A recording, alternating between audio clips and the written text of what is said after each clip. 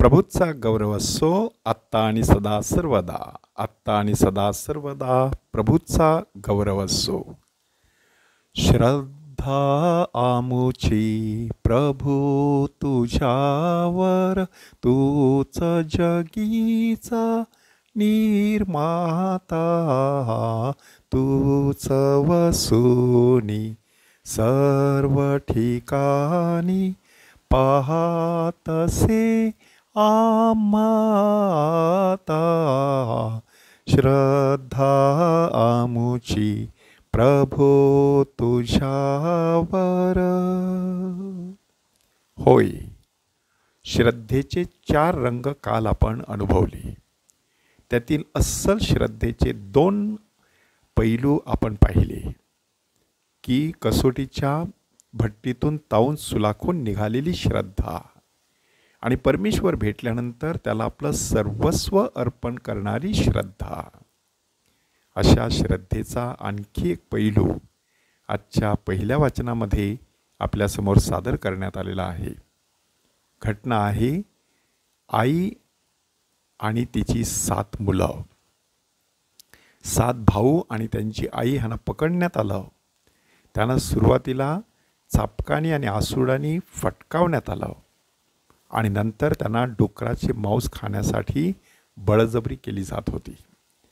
ह्या पार्श्वभूमीवरती सर्वात प्रशंसनीय असं वर्तन कोणी केलेलं असेल तर ते म्हणजे 7 मुलांच्या त्या आईने.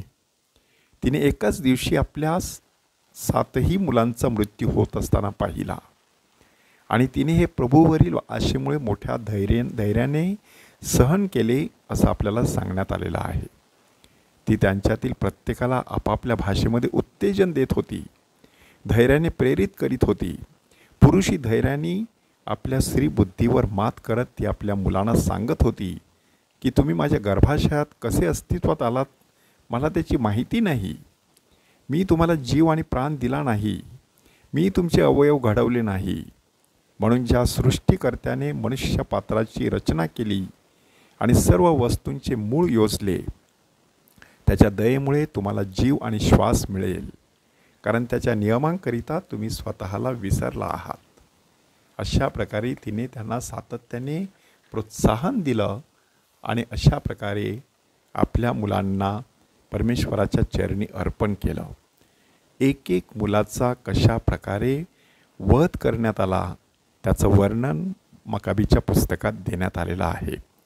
शेवटी एक भाऊ अद्याप जिवंत होता आणि मग त्याला आमिष दाखवण्याचा राजाने प्रयत्न केला. त्याही वेळेला राजाने परोपरीने विनवणी करूनसुद्धा आईने कधीच माघार घेतली नाही.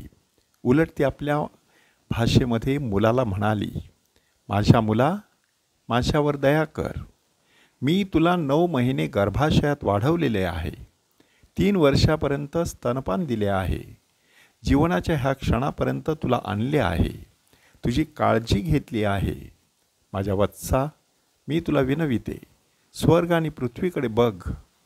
त्यात असणाऱ्या प्रत्येक वस्तूकडे बघ. अस्तित्वात असलेल्या वस्तूंपासून परमेश्वराने त्यांना बनवलेलं नाही हे पक्के ओळख.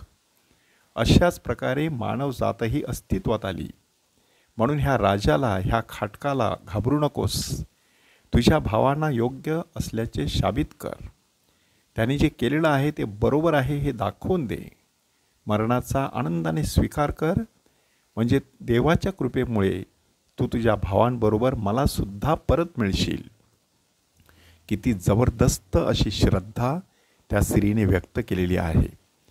कोणत्याही स्त्रीचं काळीज तीळ तुटावं तशा प्रकारची ही घटना. आपल्या डोळ्यांसमोर 7ही मुलांना क्रूरपणे वागवलं जात आहे. तापत्या भट्टीमध्ये टाकलं जात आहे. डोक्यांच्या केसापासून त्यांची कातडी ओढून काढली जात आहे. त्यांच्या जिभा छाटल्या जात आहेत. त्यांचे हातपाय तोडले जात आहेत. ते रक्तबंबाळ होत आहेत, किंचाळत आहेत, परंतु तरी देखील मोठ्या श्रद्धेने मृत्यूला सामोरे जात आहेत. हे सगळं पाहणारी ती स्त्री कोणत्या आशेवरती हे सगळं करत होती? मरणोत्तर जीवनावरील श्रद्धेमुळे. की हा माणूस फार फार तुमचं शरीर नष्ट करणार आहे, पलीकडे परमेश्वर तुम्हाला स्वीकारण्यासाठी तयार आहे, तो तिथे थांबलेला आहे. अशा प्रकारे त्या स्त्रीने आपली श्रद्धा तिथे प्रकट केली. केवळ आपल्या मुलांनाच तिने तशा प्रकारची श्रद्धा प्रकट करण्यास प्रवृत्त केलं नाही, पण स्वतः देखील हसत हसत तिने मृत्यूला मिठी मारली आणि अस्सल श्रद्धेचा जिवंत असा पुरावा अखिल मानवजातीसमोर तिने उभा केलेला आहे. परमेश्वराने माणसाला वेगवेगळ्या प्रकारची कृपादानं देऊन ह्या जगात पाठवलेलं आहे. आपल्या कृपादानांचा वापर करून आपली श्रद्धा मजबूत करत राहायचं. तशा स्वरूपाचा दाखला येशू आजच्या शुभवर्तमानामध्ये देत आहे. प्रत्येकाला एक एक मोहर देण्यात आलेली होती आणि काहींनी त्याचा चांगला वापर करून त्याच्यावरती बऱ्याच मोहरा कमावलेल्या होत्या. त्या सर्वांना विश्वासपात्र ठरवण्यात आलं. परंतु ज्याने आपली मोहर रुमालामध्ये बांधून ठेवलेली होती त्याला मात्र शिक्षा करण्यात आली. आपण स्वतःला प्रश्न विचारायचा आहे की माझ्या श्रद्धेमध्ये मी दिवसेंदिवस वाढ करत आहे की माझी श्रद्धा दिवसेंदिवस तकलादू आणि डळमळीत बनत आहे. आपली श्रद्धा दिवसेंदिवस भक्कम व्हावी म्हणून परमेश्वराकडे विशेष कृपा मागूया. प्रभूचा गौरव असो आत्ता आणि सदा सर्वदा. आत्ता आणि सदा सर्वदा प्रभूचा गौरव असो.